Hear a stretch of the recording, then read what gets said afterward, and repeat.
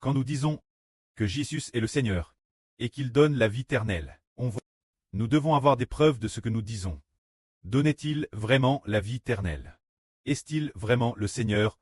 Nous venons de dire que Jean le Baptiste a témoigne pour le Seigneur Jésus. Et le Seigneur Jésus-Christ a aussi témoigne pour lui-même, prouvant les miracles accomplis par le Seigneur Jésus, prouvant qu'il est celui qui donne la vie éternelle. Alors il y en a un autre qui témoigne pour le Seigneur. Ce témoignage pour le Seigneur fait que tout le monde doit croire. Celui-ci est le Dieu grand. Le précleste Jéhovah témoigne lui-même pour son propre Fils. Tout comme le Seigneur a dit, le pré qui m'a envoyé à lui-même témoigne pour moi. Vous n'avez jamais entendu sa voix. Vous n'avez jamais vu son visage. Et vous n'avez pas sa vie en vous. C'est pourquoi vous ne croyez pas en celui qui l'a envoyé.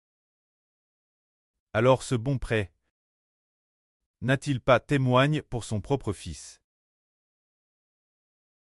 Le précleste Jéhovah a témoigne 2 fois pour le Seigneur.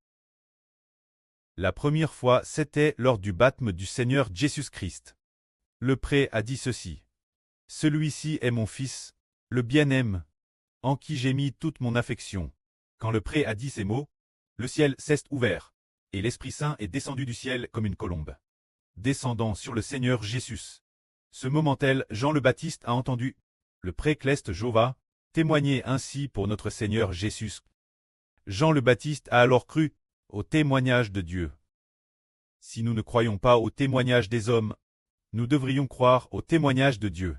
Dieu à lui-même témoigne pour son propre Fils en disant « Celui-ci est mon Fils, le bien-aimé, en qui j'ai mis toute mon affection. » C'est le précleste qui a témoigne lui-même. Et Jean le Baptiste a cru.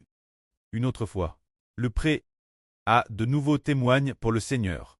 C'était quand le Seigneur Jésus a en main 3 aptres, sur une haute montagne, quand le Seigneur a champ d'apparence, faisant briller son visage comme le soleil. Et ses vêtements sont devenus blancs comme la lumière. C'est ce moment-là qu'une voix du ciel a dit ceci. Celui-ci est mon Fils, le bien-aimé, en qui j'ai mis toute mon affection. Écoutez-le. Ce moment-là, les 3 apôtres, Pierre, Jean et Jacques, les 3 apôtres ont entendu Dieu parler de leurs propres oreilles.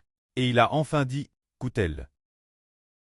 Ils ont aussi témoin de la transfiguration du Seigneur Christ. Ainsi, le précleste a témoigne lui-même pour le Seigneur Christ, afin que nous croyions au Seigneur Jésus et obtenions la vie éternelle. C'est ainsi que le Dieu grand témoigne pour son propre Fils.